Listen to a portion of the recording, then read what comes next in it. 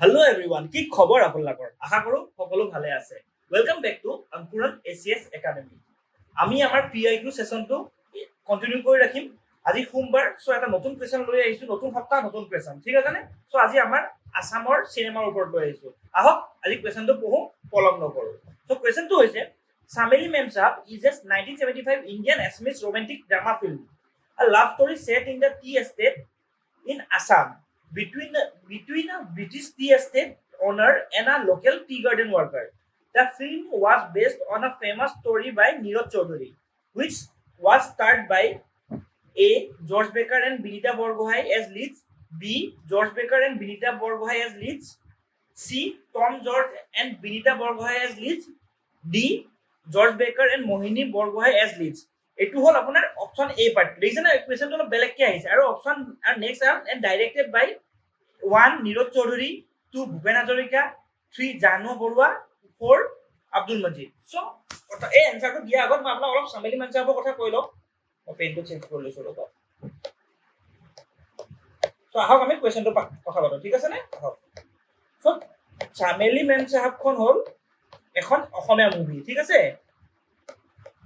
চামেলি ma'am সাহেব হ'ল এখন অসমীয়া মুভি। কেতিয়া আহিছিলে? 1975 চনত, ঠিক আছে? এখন চিনেমা ডাইৰেক্ট কৰিছিলে আব্দুল মজিদে। মন ৰাখিব, কোনে? আব্দুল মজিদ, ঠিক আছে নে? আব্দুল মজিদে ডাইৰেক্ট কৰিছিলে। আৰু এই এক্টৰ কোন আছিল জানেনে? আমাৰ জৰ্জ বেকাৰ আৰু বিনীতা বৰগোহাঁই। মন ৰাখিব, জৰ্জ বেকাৰ আৰু বিনীতা বৰগোহাঁই। সো এনেকে যদি চাব যাওঁ বৰগোহাঁই, সো এনেকে যদি চাব যাওঁ এনসাৰটো কোনটো হ'ব?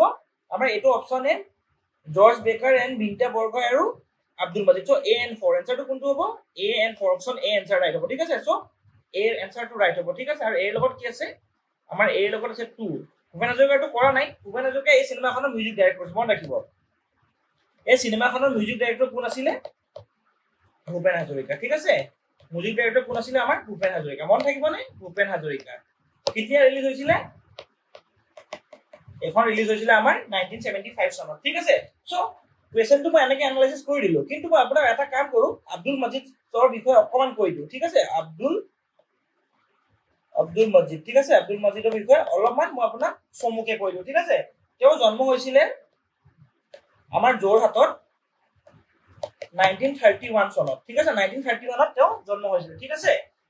আৰু তেওঁ কিহৰ লগত জড়িত আছিলে? আমাৰ আছামিজ ফিল্ম ইণ্ডাষ্ট্ৰীৰ লগত জড়িত আছিল, ঠিক আছে? আছামিজ ফিল্ম ইণ্ডাষ্ট্ৰীৰ লগত তেওঁ জড়িত আছিল। তেওঁ এক্টিঙো কৰিছিল, ডাইৰেক্টৰো আছিলে, লগতে তেওঁ বহুত থিয়েটাৰো কৰিছে, ঠিক আছে? বহুতো থিয়েটাৰো কৰিছে আৰু লগতে টেলিভিছনো কৰিছে, মনত ৰাখিব। সো তেওঁ ফিল্ম ডাইৰেক্টৰো আছিলে, এক্টৰো আছিলে, থিয়েটাৰ আছিলে আৰু লগতে আমাৰ টেলিভিছনো কৰিছে, ঠিক আছে? তেওঁৰ এক্টিভ ইয়াৰ্ছখিনি আছিলে 1950ৰ পৰা 1980লৈকে। মানে তেওঁ এইখিনি ডাইৰেক্টৰ মানে একচুৱেলি 2016লৈকে তেওঁ কাম কৰিছে। একচুৱেলি মই অলপ বুজাই আছো ৰ'ব কথাটো, ঠিক আছে? সো তেওঁ পোনপ্ৰথমে চিনেমাত ডেবিউ কৰিছিল 1958 চনত। কেতিয়া? 1958 চনত। 1958 চনত তেওঁ ডেবিউ কৰিছিলে। চিনেমাখন আছিল ৰঙা পুলিচ। ৰঙা পুলিচত তেওঁ এজ এন এক্টৰ ডেবিউ কৰিছিল, ঠিক আছে? এজ এন এক্টৰ তেওঁ ডেবিউ কৰিছিল। আৰু ৰঙা পুলিচখন কাৰ আছিলে? নিপ বৰুৱাৰ আছিল, মন ৰাখিব। ৰঙা পুলিচ কাৰ আছিলে? নিপ বৰুৱা, মন ৰাখিব। ৰঙা পুলিচ কাৰ আছিলে? নিপ বৰুৱা। মন থাকিব নে? ৰঙা পুলিচ কাৰ ডাইৰেকশ্যন আছিলে? নিপ বৰুৱা। মনত থাকিব। 1958ত কোনে ডাইৰেক্ট কৰিছিলে? নিপ বৰুৱা, ঠিক আছে? সো আহক এতিয়া তেওঁ পোনপ্ৰথমে 1958ত ৰঙা পুলিচত এজ এন এক্টৰ ডেবিউ কৰিছিল। কিন্তু এজ এ ডাইৰেক্টৰ তেওঁৰ প্ৰথম মুভি আছিলে, এজ এ ডাইৰেক্টৰ তেওঁৰ প্ৰথম চিনেমা আছিল মৰম তৃষ্ণা। মৰম তৃষ্ণা, মনত ৰাখিব। মৰম তৃষ্ণা কেতিয়া আহিছিলে? 1968 চনত। তাৰপিছত আহিলে তেওঁৰ চবতছে জীৱন কেৰিয়াৰৰ চবতছে ডাঙৰ চিনেমা চামেলি মেম সাহেব। চামেলি মেম সাহেব কেতিয়া ৰিলিজ হৈছিল? 1975 আমি ক'লো। তাৰপিছত তেওঁৰ আহিলে বনহংস কেতিয়া আহিছিল? 1977, ঠিক আছে? তাৰপিছত তেওঁৰ আহিলে বনজুই কেতিয়া আহিলে? 1978, মনত ৰাখিব।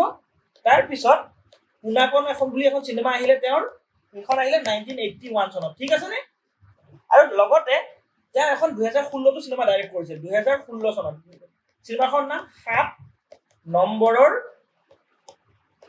সন্ধানত মনত ৰাখিব 7 নম্বৰৰ সন্ধানত এখন চিনেমা এটা হেৰি আছে আপোনাৰ এটা ৰেকৰ্ড এটা আছে কি জানে আফটাৰ দেৱ আনন্দ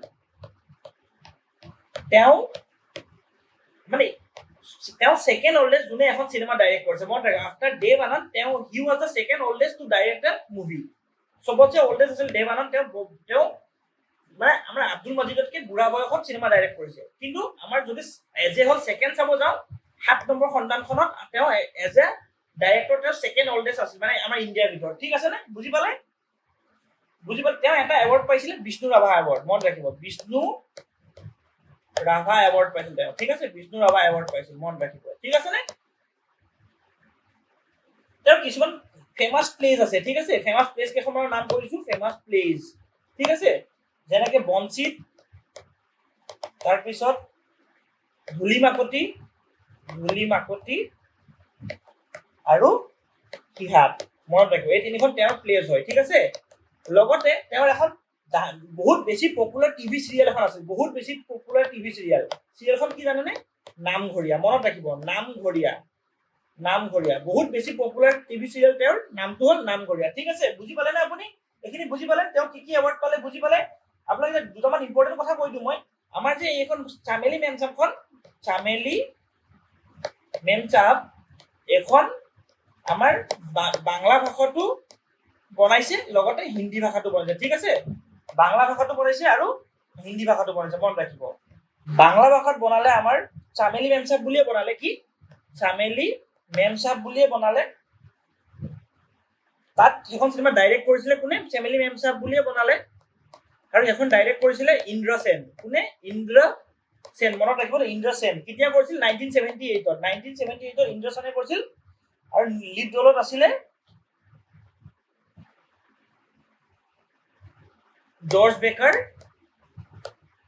আৰু আমাৰ হিন্দী সবতছে মানে one of the most popular ৰাখি গুলজাৰ মেৰে কাৰণ অৰ্জুন আয়েংগে বুলি যে কয় ৰাখি গুলজাৰ আছিলে মনত ৰাখিব ৰাখি গুলজাৰ চ' বাংলাখনত কোন আছিলে জৰ্জ বেকাৰ আছিলে আমাৰ অসমীয়াতো তেওঁ আছিলে লগতে ৰাখি গুলজাৰ ঠিক আছে আৰু হিন্দীখন বনালে 1981 চনত কোনে ডাইৰেক্ট কৰিছিলে অজিত লাহিৰী মনত ৰাখিব অজিত লাহিৰী তাত মেইন লিডত আছিলে মিথুন আৰু আভা ধুলিয়া মনত মিথুন আৰু আভা ধুলিয়া ঠিক আছে মিথুন আৰু আভা ধুলিয়া মনত ৰাখিব ঠিক আছে নে আৰু আকৌ কৈছো বাংলাত 1978 বনালে ডাইৰেক্ট কৰিছিল ইন্দ্ৰসেন হিৰোত আছিলে জৰ্জ বেকাৰ লগতে ৰাখি গুলজাৰ 1981ত অজিত লাহিৰীয়ে ডাইৰেক্ট কৰিলে আমাৰ চামেলি মেমচাপৰ মানে ৰিমেকখন মেইন আছিলে মিথুন আৰু আভা ধুলিয়া ঠিক আছে এতিয়া মই আপোনাক চামেলি মেমচাপৰ দুটামান ইম্পৰ্টেণ্ট কথা কৈ দিওঁ চামেলি মেমচাপ ভূপেন হাজৰিকাই বেষ্ট মিউজিক ডাইৰেক্টৰ পাইছিলে ঠিক আছে ভূপেন হাজৰিকাই বেষ্ট মিউজিক ডাইৰেক্টৰ পালে ঠিক আছে মনত ৰাখিব তেওঁ কি পালে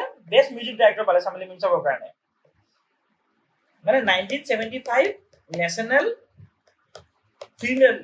ফিল্ম এৱাৰ্ডছত বেষ্ট মিউজিক ডাইৰেকশ্যন পালে কোনে পালে আমাৰ ভূপেন হাজৰিকাই ঠিক আছে আমাৰ ভূপেন হাজৰিকাই ঠিক আছে লগতে best feature film in Assamese best feature film in আছামিজো পাইছে আমাৰ চামেলি মেমচাপে মনত ৰাখিব বেষ্ট ফিচাৰ ফিল্ম ইন আছামিজো পালে চামেলি মেমচাপে ঠিক আছে লগতে 2013 চনত ইণ্টাৰনেশ্যনেল ফিল্ম ফেষ্টিভেল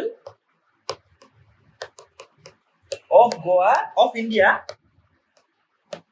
গোৱাত হৈছিলে এইখন ফিল্ম দেখুওৱা হৈছিলে as a part of focus north east as a part of focus north east section মনত ৰাখিব ঠিক আছে নৰ্থ ইষ্ট ছেকশ্যন চ' 2013 চনত চামেলি মেমচাপখন আকৌ দেখুওৱা হৈছিল ঠিক আছে as a part of focus north east section ক'ত দেখুওৱা হৈছিলে international film festival of India ঠিক আছে মনত থাকিব এইখিনি আপোনাৰ আশা কৰো এইখিনি গোটেইখিনি বুজি পালে এখন আৰু চামেলি মেমচাপখনৰ ষ্টৰি কোনে লিখিছে নীৰজ চৌধুৰী আমাৰ কুৱেশ্যনটো আছে এইটো মই নিশিকাওঁ বাৰু ঠিক আছে গোটেইখিনি বুজি পালে আৰু কিবা ডাউট কিবা থাকিলে আপোনালোকৰ তাত তেওঁ আমাৰ আব্দুল মজিদ ঢুকালে আমাৰ হেৰি চনত ঠিক আছে তেওঁ ঢুকালে